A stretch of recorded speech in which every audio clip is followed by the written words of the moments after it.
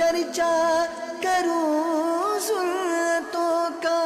الحمدللہ رب العالمین والصلاة والسلام علی خاتم النبیین اما بعد فاعوذ باللہ من الشیطان الرجیم بسم اللہ الرحمن الرحیم الصلاة والسلام علیک یا رسول اللہ وعلی آلک واصحابک یا حبیب اللہ الصلاة والسلام علیک یا نبی اللہ وعلی آلک واصحابک یا نور اللہ۔ حدیث پاک میں ہے کہ جس نے جمعہ کے روز 200 بار درود پاک پڑھے اللہ پاک اس کے 200 سال کے گناہ بخش دیتا ہے۔ صلو علی الحبیب صلی اللہ علی محمد۔ اصحاب کہف نام آپ نے سنا ہوگا۔ افسوس نامی ایک شہر کے شریف معزز اور ایماندار لوگ تھے۔ ان کے زمانے میں دقیانوس نامی ایک بڑا جابر یعنی ظالم بادشاہ تھا جو لوگوں کو بت پرستی پر مجبور کرتا اور جو شخص بھی بت پرستی پر راضی نہ ہوتا اسے قتل کر ڈالتا۔ دقیانوس بادشاہ کے جبر و ظلم سے ایمان بچانے کے لیے اصحاب کہف جو تھے وہ بھاگے اور قریب ایک غار میں انہوں نے پناہ لی اور وہاں سو گئے۔ 300 برس سے زیادہ عرصہ تک وہ اسی حال میں رہے۔ بادشاہ کو جستجو سے معلوم ہوا، اس نے انکوائری کی یہ کہاں چلے گئے، تو وہ ایک غار کے اندر ہیں جو بتایا گیا۔ اسے حکم دیا کہ غار کو ایک سنگین دیوار کھینچ کر بند کر دیا، یعنی غار کو پیک کر دو، یہ اندر ہی رہ جائیں گے، اس طرح وہ اندر رہ کر مر جائیں گے اور وہی غار ان کی قبر ہو جائے گی، یہی ان کی سزا ہے۔ حکومتی جو عملہ ہوتا ہے اس میں جس کو یہ کام سپرد کیا گیا وہ ایک نیک شخص تھا۔ اس نے ان اصحاب کے نام، تعداد اور پورا واقعہ ایک تختی پر کندہ کر دیا، یعنی اس کو یوں سمجھے کہ صحیح طریقے سے لکھ دیا، نہیں پہلے وہ تھوڑی وہ کرتے تھے، اس کو کندہ کہتے ہیں، اور اس کو تانبے کے صندوق میں رکھ دیا۔ اور یہ بھی بیان کیا گیا ہے کہ اسی طرح کی ایک تختی شاہی خزانے میں بھی محفوظ کر دی گئی تھی۔ کچھ عرصے کے بعد دقیانوس ہلاک ہو گیا، زمانے گزرتے گئے، سلطنتیں بدلتی گئیں، یہاں تک کہ ایک نیک بادشاہ کا دور آیا، اس کا نام تھا بیدروس۔ اس نے 68 سال 68 ایئر حکومت کی۔ اس کے دور حکومت میں ملک میں فرقہ بندی بڑی پیدا ہو گئی، اور بعض لوگ مرنے کے بعد اٹھنے اور قیامت آنے کے منکر ہو گئے، جناب مرنے کے بعد اٹھنا بھی نہیں ہے اور قیامت کا بھی انہوں نے انکار کر دیا۔ اب بادشاہ ایک تنہا مکان میں بند ہو گیا اور اس نے اللہ پاک کی بارگاہ میں رونا شروع کیا کہ یا رب کو ایسی نشانی ظاہر فرما جس سے مخلوق کو مردوں کے اٹھنے اور قیامت آنے کا یقین حاصل ہو جائے۔ اب اسی زمانے کی بات ہے کہ ایک شخص نے اپنی بکریوں کے لیے آرام کی جگہ حاصل کرنے کے واسطے اسی غار کو تجویز کیا کہ اس غار میں میں میری بکریوں کو آرام کرواؤں گا، جس میں اصحاب کہف کو چن دیا گیا تھا۔ اور کچھ لوگوں کے ساتھ مل کر جب دیوار کو گرایا تو دیوار کے گرنے کے بعد کچھ ایسی ہیبت طاری ہوئی کہ گرانے والے سب بھاگ گئے۔ اصحاب کہف اللہ پاک کے حکم سے تر و تازہ ہو کر اٹھے تھے، چہرے شگفتہ تھے، طبیعتیں خوشباش تھی، زندگی کی تر و تازگی ان کے بدن پہ تھی۔ 300 سال سے زیادہ کا عرصہ یہ سوئے تھے۔ ایک نے دوسرے کو سلام کیا اور نماز کے لیے کھڑے ہو گئے۔ نماز سے فارغ ہو کر ایک نے کہا کہ آپ جائیے اور بازار سے کچھ کھانے کو بھی لے آئیے، اور یہ بھی خبر لائیے کہ دقیانوس جو بادشاہ ہے اس کا ہمارے بارے میں کیا خیال، اب کیا ہو رہا ہے۔ ان کو تو پتہ ہی نہیں تھا نا کہ یہ 300 سال سے زیادہ، یہ تو بس جیسے کبھی اٹھے ہی جیسے ہم نیند کر اٹھتے ہیں، تو یہ تو آپس میں جیسے کہ جاؤ ذرا کھانا لے آؤ، اور کھانا لا کر ذرا یہ بھی معلوم کر لو کہ وہ دقیانوس جو ہے بادشاہ وہ ہمارے بارے میں کیا پلاننگ کر رہا ہے۔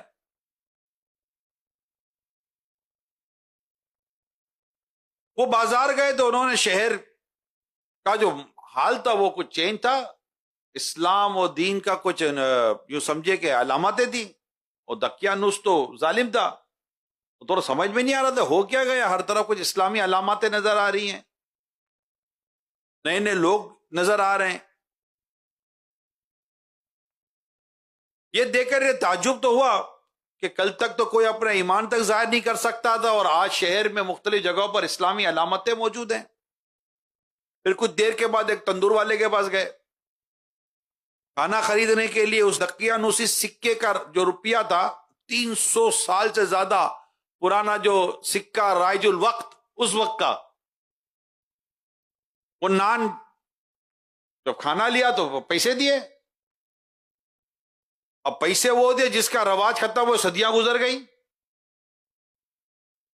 اسے دیکھنے والا آپ کو باقی بھی نہیں تھا کہ یہ پہچان سکے کہ یہ ہے کون سا زمانے کا پیسہ۔ بھائی بازار والوں نے خیال کیا کہ کوئی ہو نہ ہو یہ شخص کو کوئی خزانہ لگایا ہاتھ میں، اتنی پرانی کرنسی کیسے مل گئی اس کو، اتنا پرانا روپیہ کیسے مل گیا اس کو۔ اچھا اب اس زمانے میں کوئی ایسا زندہ بھی نہیں تھا جو اس روپے کو پہچانے۔ خیر انہیں پکڑ کر حاکم کے پاس لے گئے، وہ ایک نیک شخص تھا، اس نے ان سے دریافت کیا بھائی بتا دو خزانہ کہاں ہے۔ انہوں نے کہا خزانہ کہیں نہیں ہے، یہ روپیہ ہمارا اپنا ہے۔ حاکم نے کہا یہ بات کس طرح مان لیں، کیونکہ اس میں جو سال لکھا ہوا ہے وہ 300 سال سے زیادہ کا ہے،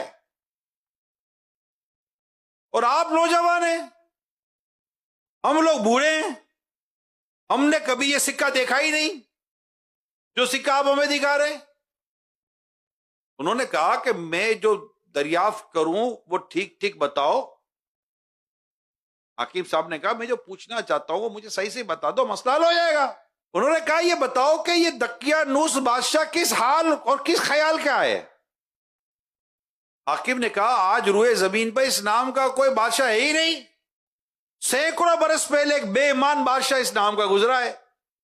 تو آپ نے فرمایا، اصحاب کہف کے جو تھے انہوں نے فرمایا کل ہی تو ہم اس کے خوف سے جان بچا کر بھاگے ہیں، اور میرے ساتھی قریب کے پہاڑ میں غار کے اندر پناہ لے رہے ہیں، چلو میں تمہیں اسے ملاؤں۔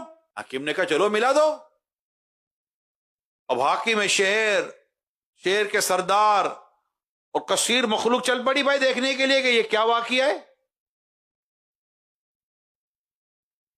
اصحاب کہف نے جب اپنے ساتھی کا جو انتظار کر رہے تھے تو دیکھا کہ یہ تو بہت سارے لوگوں کے ساتھ آ رہے ہیں، ان کو یہ ہوا کہ لگتا ہے کہ دقیانوس بادشاہ کے سپاہیوں نے پکڑ لیا ہے، اور انہوں نے لگتا ہے سب بتا دیا ہے، اب یہ سب ہمیں پکڑنے کے لیے آ رہے ہیں۔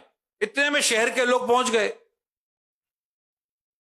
اور انہوں نے بھی بقیہ جو حضرات تھے ان تمام کا قصہ سنا دیا کہ بھئی یہ ہے۔ اصحاب کہف سمجھ گئے کہ ہم ایک طویل عرصہ سوئے رہے، اور اب اس لیے اٹھائے گئے ہیں کہ لوگوں کے لیے موت کے بعد زندہ کیے جانے کی دلیل اور نشانی بنے۔ اللہ پاک کی قدرت دیکھیں، صدیوں کے بعد یہ واقعہ پیش آنا تھا کہ لوگوں نے مرنے کے بعد اٹھنے اور قیامت کا انکار کرنا تھا۔ اللہ پاک نے ان کو 300 سال سے زیادہ نیند دے دی، اور ان کو اس وقت اٹھنے کا سارا نظام ہوا جب یہ فتنہ اٹھا ہوا تھا اور اللہ پاک نے اس وقت اس بادشاہ نے جو دعا کی، اللہ پاک نے انہیں ظاہر کر دیا کہ تم جو مرنے کے بعد اٹھنے کا انکار کرتے ہو، یہ دیکھو ہم نے انہیں 300 سال سے زیادہ نیند دے دی، 300 سال سے زیادہ یہ غار میں لیٹے رہے، انہیں ہم نے ہی سلایا تھا، انہیں ہم نے ہی اٹھایا ہے۔ جب حاکم شہر کنارے پر پہنچے، جو غار کا کنارہ تھا، تو اس میں صندوق بھی تھا، اس میں وہ تختی بھی نکل گئی، اس تختی میں اصحاب کے اسماء یعنی نام بھی تھے اور ان کے کتے کا نام بھی لکھا تھا جو ان کے غار کے کونے پر بیٹھا تھا کلائیاں بچھائے، جو قرآن کریم میں آیا ہے۔ اور یہ دیکھیے کہ ان نیک لوگوں کے ساتھ رہنے والا ایک کتا تھا جس کا اللہ پاک نے قرآن کریم میں ذکر فرما دیا۔ تو نیک لوگوں کے ساتھ جڑنے والے یہ فائدے میں ہی ہوتے ہیں، نقصان میں نہیں ہوتے۔ یہ ساری باتیں جس میں جو لکھی تھی وہ سب تختی پر انہوں نے پڑھ لی کہ دقیانوس بادشاہ تھا، ان کی جان کے پیچھے تھا، یہ اپنا ایمان بچاتے ہوئے یہاں آ گئے تھے، ان کو پھر چون دیا گیا، اور اس طرح وہ ساری باتیں لکھی تھی۔ تو سارا معاملہ اس وقت کے لوگوں پر کلیئر ہو گیا کہ یہ جو کچھ یہ کہہ رہے ہیں یہ درست کہہ رہے ہیں، اور جو تختی پہ لکھا ہے اسی کے مطابق ہوا تھا، اور موت کے بعد اٹھنے کا یقین حاصل ہوتا تو اللہ پاک نے یہ نشانی عطا فرما دی۔ حاکم شہر نے اپنے بادشاہ بیدروس کو واقعے کی اطلاع دی، چنانچہ بادشاہ بھی بقیہ اہم لوگوں کو لے کر حاضر ہوا، اللہ پاک کا شکر ادا کیا اور سجدہ شکر بجا لایا۔ بادشاہ خرائی تھا کہ وہ حضرات اپنے خواب گاہ میں واپس چلے گئے، جہاں غار میں تھے وہیں پہ چلے گئے جہاں یہ آرام کر رہے تھے، اور پھر لیٹ گئے، جس کو کہتے ہیں مصروف خواب ہوئے۔ اللہ تعالیٰ نے انہیں وفات دے دی۔ بادشاہ نے سال کے صندوق میں ان کے اجساد کو محفوظ کیا، اور اللہ پاک نے رعب سے ان کی حفاظت فرمائی کہ کسی کی مجال نہیں کہ وہاں پہنچ سکے۔ بادشاہ نے سرے غار یعنی غار کے منہ پر مسجد بنانے کا حکم دیا، اور ایک خوشی کا دن مقرر کر دیا کہ ہر سال لوگ عید کی طرح وہاں آیا کریں۔ میرے پیارے اسلامی بھائیو، سورہ کہف کی آیت نمبر 9 سے یہ بیان شروع ہوتا ہے، اور کئی آیات میں یہ بیان چل ہی رہا ہے سورہ کہف میں۔ اب ظاہر ہے کہ میں ایک ایک آیت کا یہاں بیان نہیں کروں گا، مختلف مقامات پر ان آیات کے تحت جو کچھ بیان ہوا ہے تو میں کچھ آپ کے سامنے مدنی پھول بیان کرنے جا رہا ہوں کہ اس سے ہمیں کیا کیا سیکھنے کو ملا، اور مختلف آیات میں کیا کیا اللہ پاک نے ارشاد فرمایا، اور اس سے ہمیں کیا کیا سیکھنے اور سمجھنے کا موقع ملا۔ اسی سورہ مبارکہ میں جب آیت نمبر آپ 11 اور 12 تک پہنچتے ہیں، وہاں پر اللہ پاک نے گنتی کے کئی سال کا جو ارشاد فرمایا ہے، تو اس کے تحت تفسیر میں لکھا ہے، بڑی امپورٹنٹ بات بیان کرنے جا رہا ہوں کہ اس آیت سے معلوم ہوا کہ کرامات اولیاء برحق ہے، اولیاء کرام کی کرامت یہ حق ہے۔ اصحاب کہف بنی اسرائیل کے اولیاء ہیں، ان کے کھائے پیے بغیر اتنی مدت زندہ رہنا یہ ان کی کرامت ہے۔ یہ بھی معلوم ہوا کہ کرامت ولی سے سوتے میں بھی ظاہر ہو سکتی ہے، یعنی سوتے میں بھی صادر ہو سکتی ہے، وہ سوتے میں بھی کرامت کا ظہور ہو سکتا ہے۔ اسی طرح بعد موت بھی ان کی کرامت ظاہر ہو سکتی ہے۔ ان کے جسموں کو مٹی کا نہ کھانا یہ بھی کرامت اولیاء میں سے ہے۔ نیز یہ بھی معلوم ہوا کہ یہ ضروری نہیں کہ ولی اپنے اختیار سے کرامت ظاہر کرے اور اسے علم بھی ہو، بلکہ بعض اوقات بغیر ولی کے اختیار کے اور بغیر اس کے علم کے بھی کرامت ظاہر ہوتی ہے، جیسے اصحاب کہف کا واقعہ ہم نے سنا، انہیں تو پتہ ہی نہ تھا اور اتنی بڑی کرامت ان سے ظاہر ہو گئی۔ تو ایک تو یہ ہمیں پتہ چلا کہ اس طرح کرامت کا ظہور بھی ہوتا ہے۔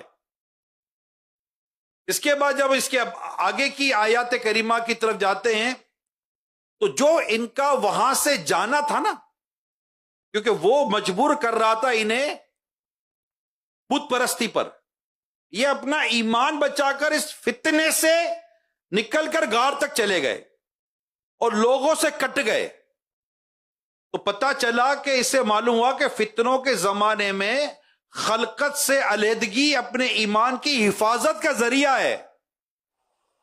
بات سمجھ رہے ہیں آپ؟ میں اب یہاں حدیث سنانے جا رہا ہوں۔ حضرت ابو سعید خدری رضی اللہ تعالی عنہ سے روایت ہے۔ اب میری توجہ کے ساتھ ناظرین، مدنی چینل کے، سوشل میڈیا والے، اب غور سے سنیں جو میں حدیث سنانے جا رہا ہوں۔ حضرت سیدنا ابو سعید خدری رضی اللہ تعالیٰ عنہ سے روایت ہے، رسول اکرم صلی اللہ علیہ وسلم نے ارشاد فرمایا، عن قریب مسلمان کا بہترین مال وہ بکریاں ہوں گی جنہیں لے کر یہ پہاڑ کی چوٹیوں اور برساتی مقامات پر چلا جائے گا، کیونکہ وہ اپنے دین کو بچانے کی خاطر فتنوں سے بھاگ رہا ہوگا۔ بخاری شریف کتاب الفتن میں یہ حدیث نقل کی گئی ہے جو بھی میں نے بیان کی۔ حضرت ابو ہریرہ رضی اللہ تعالیٰ عنہ سے روایت ہے، پیارے آقا صلی اللہ علیہ وسلم نے فرمایا، عن قریب فتنے کھڑے ہوں گے جن میں بیٹھا ہوا شخص کھڑے سے اچھا رہے گا۔ جو بیٹھا ہوا ہے نا وہ کھڑے ہونے سے والے کے مقابلے میں اچھا رہے گا، کھڑا ہوا چلنے سے اچھا رہے گا، اور چلنے والا دوڑنے والے سے اچھا رہے گا۔ جو اس فتنے کی طرف جھانکے گا تو وہ اسے بھی اپنی لپیٹ میں لے لے گا۔ ان دنوں جس کو بچاؤ کی کوئی جگہ یا پناہ گاہ ملے تو اسے اس میں پناہ لے لینی چاہیے۔ میں ایک مرتبہ اس حدیث پاک پر مفتی صاحب سے گفتگو کر رہا تھا کہ موجودہ دور میں یہ طرح آتا نہیں یار، یہ بھی معلومات ہو، وہ بھی معلومات ہو، یہ بھی دیکھو نا وہ بھی دیکھو، کچھ تو چیزیں واقعی ریلیونٹ ہوتی ہے، لیکن آج قوم بہت ساری ریلیونٹ اور عجیب و غریب اور بعض وقت گناہوں بھری انفارمیشن اور اس طرح دیکھنے اور مطلب اس کی تعریف کی جاتی ہے، یعنی بعض یا تمہیں پتہ ہی کچھ نہیں ہے، زمانے میں ہو یا نہیں ہو، یاد ہے کہتے ہیں نا، یعنی بیٹھنے والا، سمجھ رہے ہیں، جو بیٹھا ہے وہ جو کھڑا ہے نا اس سے بہتر ہے۔ یہ سب اشارے ہیں کہ جو جتنا ان فتنوں سے کٹ کر رہ گیا وہ اسی قدر فائدے میں۔ بیٹھا ہوا کھڑے ہوئے سے بہتر ہے، جو کھڑا ہے چلنے والے سے بہتر ہے، چلنے والا دوڑنے والے سے بہتر ہے۔ یہ وہ دور ہے، یہ ایسا، یہ دور فتن ہے جس پر ہم جی رہے ہیں۔ دور فتن کی ایک علامت میں نے پڑھی ہے صحیح حدیث میں ہے کہ وہ ایسے فتنے ہوں گے کہ شخص صبح مومن ہوگا شام کو کافر ہو جائے گا، شام کو مومن ہوگا صبح کافر ہو جائے گا، ایسے فتنے ہوں گے۔ اور اس کی بھی وجوہات حدیث کی شرح میں لکھی ہوئی ہے، کس کس طرح یہ ہوگا۔ پڑھتے تو بس بندہ کا خوف خدا ہو نا دل میں تو کب کبھی طاری ہو جائے، اور واقعی ہو یار چھوڑو سب کو، اور چھوڑ فکر دنیا کی، چل مدینے چلتے ہیں، اور یہ بھی پتہ ہونا چاہیے، یہ بھی معلوم ہونا چاہیے، یہ بھی کرو وہ بھی کرو۔ اے میرے پیارے اور بھولے بالے اسلامی بھائیوں، جو ابھی حدیث سنائیے نا اس کو سمجھنے کی کوشش کریں کہ یہ بیٹھنا، کھڑے ہونے والا، چلنے والا، دوڑنے والا، ان سے جو بہتر ہو رہے نا یہ بہت فائدے میں۔ تو کہتے ہیں ملا کی دور مسجد تک۔ ایک دفعہ امیر سنت سے کسی نے کہا کہ لوگ تو سمجھتے ہیں کہ ملا کی دور مسجد تک ہی ہے، تو آپ نے فرمایا کاش ایسا ہو جائے کہ ہماری دور مسجد تک ہی ہو جائے بھائی۔ جس کو دیکھو کہاں کا کہاں نکلا ہوا ہے معلومات لینے کے لیے، اس سے کوئی سننے والا سمجھ رہا ہوگا کہ یہ سب کو مطلب کہ تب بیکورڈ کرنے کی کوشش کر رہا ہے۔ نہیں، میں بیکورڈ نہیں کر رہا ہوں، جو ضرورت کی چیزیں ہیں اس حد تک ہے، ریلیونٹ کی چیزوں کو ہم انڈورس کرتے ہیں۔ خود رسول پاک صلی اللہ علیہ وسلم نے جو نجات کے 3 طریقے بیان فرمائے حدیث میں، نجات کن میں، نجات کی جو 3 باتیں بیان فرمائی ہے پیارے مصطفیٰ کریم صلی اللہ علیہ وسلم نے۔ نمبر 1، زبان کو روکے رکھو۔ نمبر 2، اپنے گناہوں کو یاد کر کے رو۔ نمبر 3، تمہارا گھر تمہیں کفایت کرے، اپنے گھر کے اندر رہو، یعنی ضرورت کے تحت گھر سے نکلو، اس کے بعد گھر سے نہ نکلو، گھر میں رہو۔ اور جہاں اتنے سارے فتنوں کا دور ہو اور اتنے سارے فتنے برپا ہو تو پھر کیا رہ گیا؟ آگے سنیے، حضرت ابو بکرہ رضی اللہ تعالیٰ عنہ سے روایت ہے، رسول اکرم صلی اللہ علیہ وسلم نے ارشاد فرمایا عین قریب فتنے ہوں گے، خبردار، پھر فتنے ہوں گے، پھر وہ فتنے ہوں گے کہ ان میں بیٹھا ہوا چلتے ہوئے سے بہتر ہوگا اور چلتا ہوا دوڑتے ہوئے سے بہتر ہوگا، آگاہ رہو۔ وہ فتنے واقع ہوں گے تو جس کے پاس اونٹ ہو وہ اونٹوں سے مل جائے، اور جس کے پاس بکریاں ہو وہ بکریوں میں چلا جائے، اور جس کی زمین ہو وہ اپنی زمین میں پہنچ جائے۔ یہ سن کر ایک صحابی نے عرض کی یا رسول اللہ صلی اللہ علیہ وسلم، جس کے پاس اونٹ بکریاں اور زمین نہ ہو تو وہ کیا کرے؟ ارشاد فرمائے وہ اپنی تلوار کی طرف رخ کرے اور اس کی دھار کو پتھر سے کوٹ دے، پھر اگر الگ ہونے کی طاقت رکھے تو الگ ہو جائے، یعنی اپنی تلوار توڑ دے تاکہ باہمی جو جنگ اور جدل ہو رہی ہو نا، جو آپس کی جو لڑائیاں ہو رہی ہوں، یہ ان میں حصہ نہ لے سکے۔ اس قدر رسول اکرم صلی اللہ تعالی علیہ وآلہ وسلم نے اپنی امت کو پیغام دیا ہے، اپنی امت کو میسج دیا ہے۔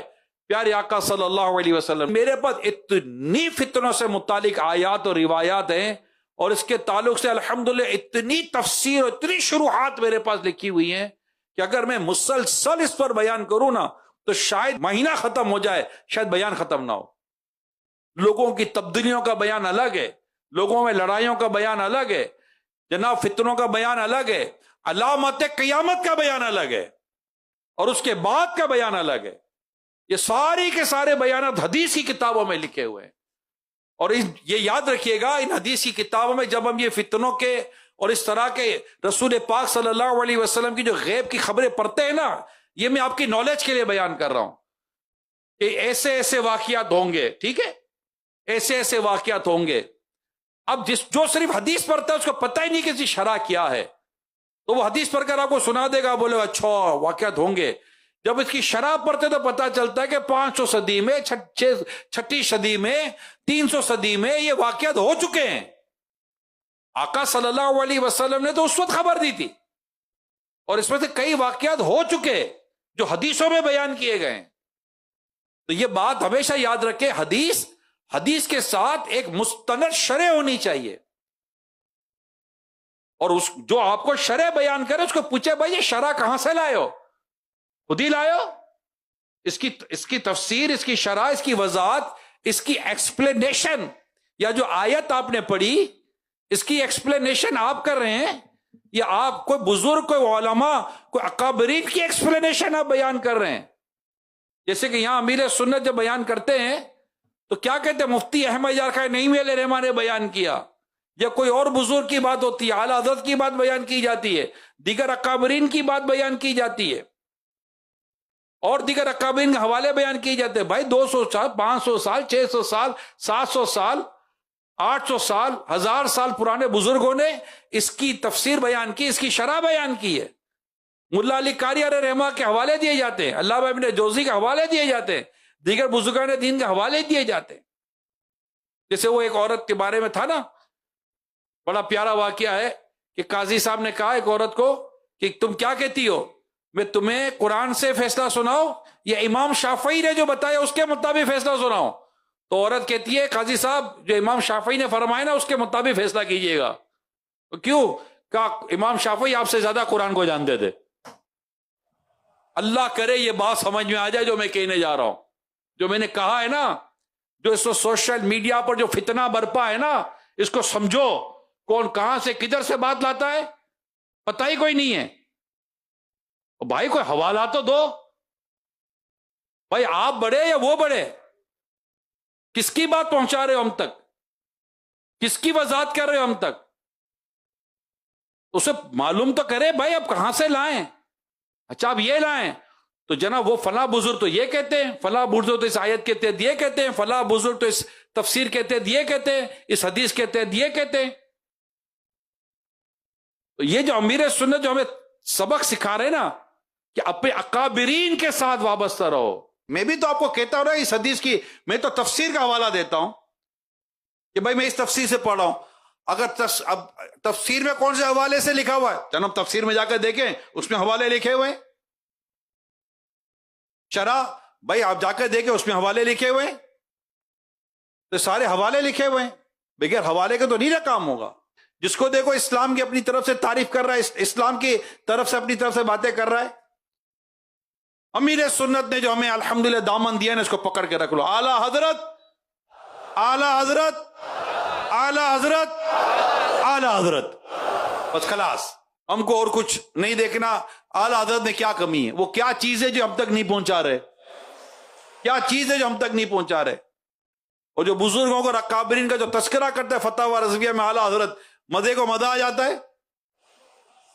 عارف باللہ پتہ نہیں کیا کیا کہہ کر اعلی حضرت بزرگوں کا ذکر کرتے ہیں. تو ہمیں اعلی حضرت، ہمیں ہمارے رضا، اور رضا کا پتہ کس سے بتایا؟ امیر اہل سنت. امیر سنت بتاتے ہیں امام اہل سنت یہ ہیں، ان کے پیچھے چلو. اچھا، اب یہ بات بھی اس سے پتہ چلی، جو یہ ہم نے ابھی واقعہ سنا، جو اس وقت فیصلہ ہوا کہ ان کے غار کے پاس مسجد بنا دو.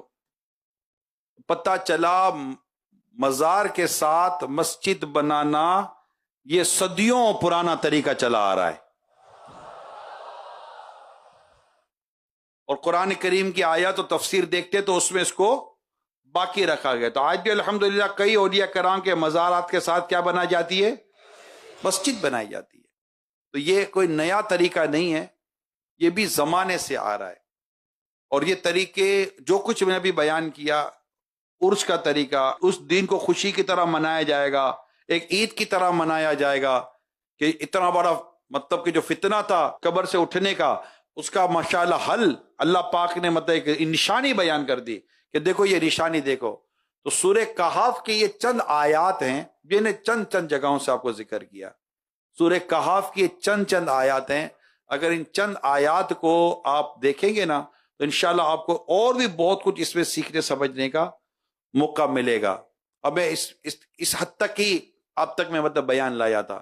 اور ساتھ ساتھ یہ بھی مطلب میرا ایک درخواست تھی جو میں نے عرض کی کہ اپنے بڑوں سے، اپنے بزرگوں سے وابستہ رہیں. بس انشاءاللہ اس میں دنیا کا بھی بھلا ہے، آخرت کا بھی بھلا ہے. اب اس ہم اپنے پیچھے چلاتے ہی نہیں ہیں. یہ تو چلاتے ہی علماء اہل سنت کے پیچھے، اکابرین کے پیچھے، بزرگوں کے پیچھے چلا رہے ہیں. آپ دیکھیں کتابیں بھی ان کی کھول کر بیان کر رہے ہوتے ہیں کہ بارے شریعت میں فتاوی، یعنی ہمیں مائنڈ دے رہے ہوتے ہیں کہ دیکھو تو مجھے ماشاءاللہ جانتے ہو، مجھے مانتے ہو. اب یہ دیکھو میں کس کے پیچھے چل رہا ہوں. میں فتاوی رضویہ کو دیکھتا ہوں، میں بحر شریعت کو دیکھتا ہوں، میں امام غزالی کو دیکھتا ہوں، میں امام اعظم کو دیکھتا ہوں، میں ان بزرگوں کو دیکھتا ہوں کہ یہ بزرگ مجھے صحابہ کرام تک لے کے جاتے ہیں، اور صحابہ کرام مجھے مصطفیٰ کریم کے قدموں تک پہنچاتے ہیں. تو یہ ایک ترتیب جو ہمیں یہاں الحمدللہ سیکھنے کو ملتی ہے، اس میں ہمارے دین کا، ہمارے ایمان کا، ہمارے عقیدے کا، ہمارے نظریات کا تحفظ ہے. میرے پیارے اسلامی بھائیوں، یہ جو یہاں وہاں بیچارے اس کی بھی سن لو، اس کی بھی سن لو، یہ پرابلم یہی ہو گیا اس وقت کہ اس کی بھی سن لو. ابھی میں نے بھی جو بیان کیا نا تو کئیوں کو نہیں سمجھ میں آئے گا. ہاں ارے بھائی سب کی سنو. بھائی کیوں سب کی سنیں یار، کیوں سب کی سنیں؟ جب ہم کو ایک دوائی سے فرق پڑ گیا تو کیوں دوائی بدلیں؟ تم سب کی سنتا ہے، دیکھو تم فرق نہیں پڑتا. کبھی گردے میں درد ہے، کبھی پھیپڑے میں درد ہے، اور ایسا درد ہوتا ہے کہ دماغ میں درد ہو جائے، دماغ ہی خراب ہو جاتا ہے بندے کا. کیا بول رہا ہوتا ہے، سمجھ ہی نہیں پڑ رہی ہوتی. اگر ایک کو پکڑ کے رکھتے تو بات ہی ختم ہو جاتی. ہم نے الحمدللہ ایک کو پکڑ لیا ہے اور انشاءاللہ تعالی اسی کا دامن پکڑ کے رکھیں گے، اور انشاءاللہ تعالی اس کا دامن پکڑتے پکڑتے ہم اپنی منزل طے کرتے رہیں گے. کیونکہ یہ بات کرتے مدینے کی، کہاں کی؟ یہ کہتے ہیں جنت میں انشاءاللہ جائیں گے اللہ نے چاہا، مگر وایا مدینہ، یعنی مصطفیٰ کریم کے پیچھے پیچھے ہو کر جنت میں جائیں گے انشاءاللہ. اور کیسے جائیں گے؟ باغ جنت میں محمد مسکراتے جائیں گے، پھول رحمت کے جھریں گے، ہم اٹھاتے جائیں گے، خلد میں ہوگا ہمارا داخلہ اس شان سے، یا رسول اللہ کا نعرہ لگاتے جائیں گے. خلد میں ہوگا ہمارا داخلہ اس شان سے، یا رسول اللہ کا نعرہ لگاتے جائیں مبلغ بنوں سنتوں کا خوب چرچا کروں